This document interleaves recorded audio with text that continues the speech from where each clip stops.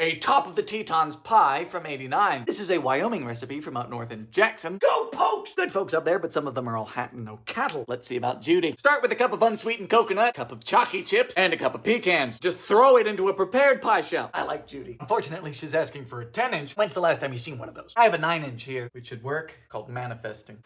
Then to a half cup of brown sugar and a quarter cup of sugar. Beat in a half cup of corn syrup, of course. They can afford the dental work up there. Ooh. How do you beat?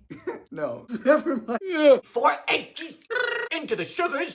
Seems immiscible. Pinch of salt, tablespoon of melted butter. Evenly done. Maybe don't pour it all in since we're not up to Judy's standard. 10-inch. Then 3.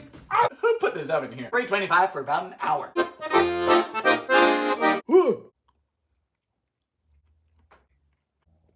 That's pretty good. I like magic cookie bars, but in a pie. Lovely. Everyone say thank you, Judy. You did a great job. It's a chunky pie. A powder cake from World War II. This has to be one of the most interesting recipes I've come across. We start with a cup and a quarter of powdered eggs. That's right, eggies can be dry. Crusty, ashy. Cup of 4x sugar. Just dead people talk for powdered sugar.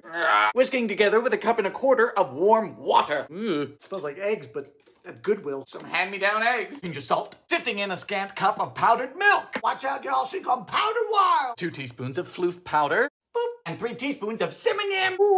Get yourself some lotion. Whisking thoroughly. And into a greased 8-inch square. Ribbons. 350 for 35 minutes. Did you notice anything about that? There's no flour or any alternative. $10, it comes out an omelet. Wow. It's a pillow. It's a pet. It's a pillow pet.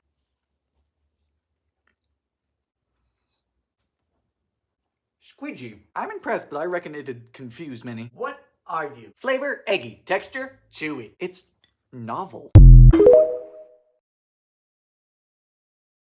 A soda cracker pie from 1940. Luckily, when this recipe was written, the Great Depression was mostly over. Oh boy! Just in time for World War II.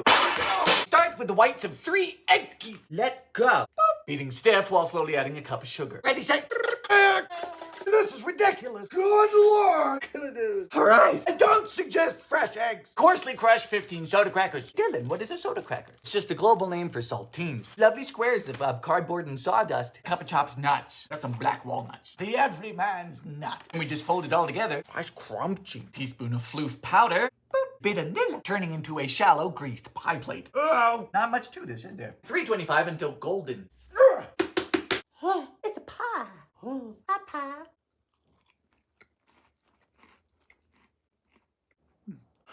It is humble, but considering what's in it, amazing. Chewy, light, refreshing. Reminds me of food for the gods in baking yesteryear. Shut up, I've not mentioned it in months.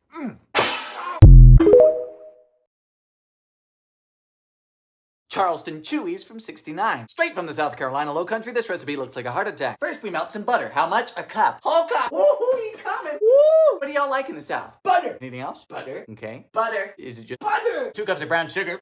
2 eggs.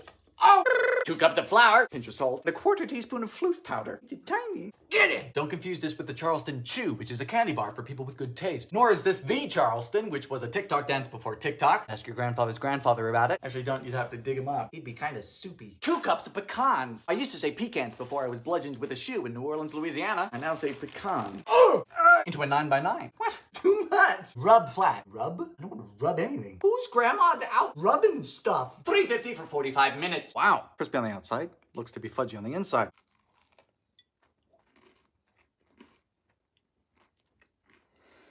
Man and ever. It's a cracking recipe is what this is. It's so good it's in danger of becoming my dinner.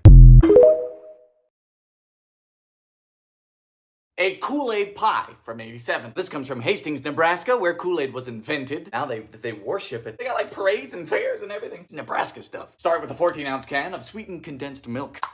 Liquid toothache. We just mix in one of these small packs of Kool-Aid. We're using grape because it's second to none. Tell me otherwise and I will fight you. Ooh, oh no. That's that Exxon Valdez purple. Zest of a lemon. Pretty exotic for Nebraska. And the juice of a lemon. Can't be wasting none of them fancy things. Them newfangled citrus. Pinch of salt. And a good old tub of Cool Whip. A Midwest special. This is kind of pretty now. Slap her into a 9-inch graham cracker crust. Don't let anyone tell you you can't use pre-made. Those people are just unhappy with their love lives. Ooh. To the fridge, 4 hours. Happy birthday, book. First cut is the hardest. Do-do-do-do. What?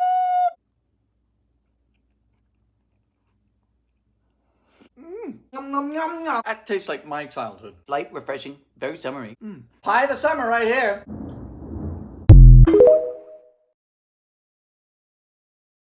Hot beef from 76. These days we have hummus and burrata and charcuterie. Girl dinner. This is what our grandparents had. Start with a pound of cream cheese. A win for the lactose intolerant. You don't have to small talk if you're too busy punishing the porcelain.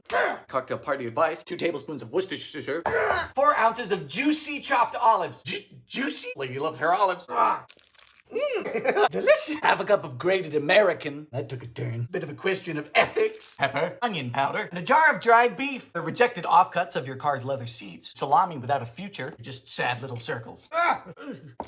Into an oven-safe bowl. You bake at 300 just until you notice the stench. Oh, it smells like beef. Decorate with spray cheese.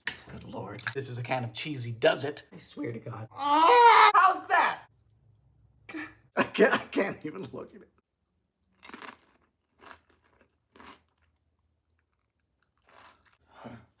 It's rather like carpet glue and beef. It's just bad. Frozen hot chocolate from 84. Now, I know what you're thinking. I don't. How do you freeze something hot? Are you thinking about ducks? Well, Phyllis Patterson here has the answer. You start with a half cup of moo juice and sprinkle over 2 packs of gelatin. It looks so romantic. Ugh. It's written like a warning. Just let that fester. To a saucepan goes a pint of heavy cream and 2 further cups of the moo juice. Lactose coming up. Fire! Now we're scalding this, which is just below boiling, 180 degrees. For those who use Celsius, don't. I think about ducks a lot. To this, we melt 13 jumbo marshmallows. Phyllis is very precise and cryptic. Now for a cup of hot chocolate mix. Woo! A bit of cinnamon. It's so good. Finally, the gelatin. You know, I had a dog that looked like this. Oh, it's chunky. And into the old bunt. And about 1 cup of mini marshmallows on top. The top becomes the bottom. Very good, Phyllis. To the fridge. Morning. Oh.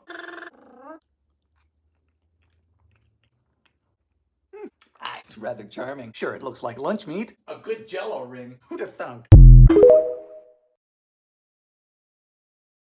Candy corn on the cob from 78. Is you ready for Halloween? Henry is ready, aren't you? All right. Ow! Get a grip. We begin with 2.5 cups of almond flour. Boop. Followed by 1.25 cups of powdered sugar. In goes a bit of vanilla and 1/4 cup of water. All right, I'm just gonna leave you there. We mix with a butter knife. Switch to hands. If it's too wet, add a bit of dry. If it's too dry, add a bit of wet. That's life. Something you wouldn't know about. Oh, God. Fun fact, we've just made marzipan. No joke, it's that easy. Now we roll it into a log. Nice and uniform. I reckon that's good. It's impressive, really. Cut and stick into candy corn. Now there's a lot of candy corn haters out there. It's not bad. Everything else is just better. Also, this is not for the impatient or for those near death. It is precise. Corn! This is ridiculous.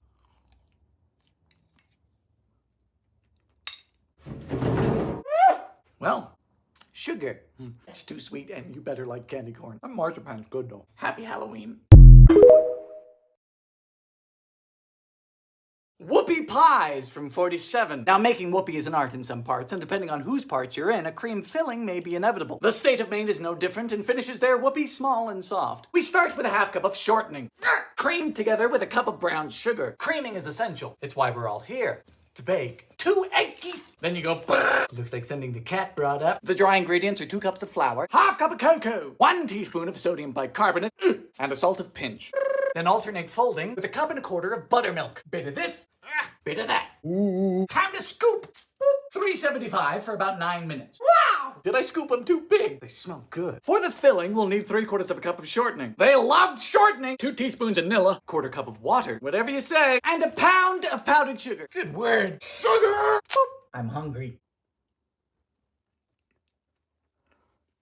Oh, they're so soft. These are cakey, not cookie-y. And it shouldn't be, but that filling is good. These are grand. Big fan of the whoopie. A Charlotte Russe from 1927. Behold the dawn of refrigeration. Jiminy Cricket! Henceforth, the icebox requires no ice. Witchcraft! Instead, it is simply no box.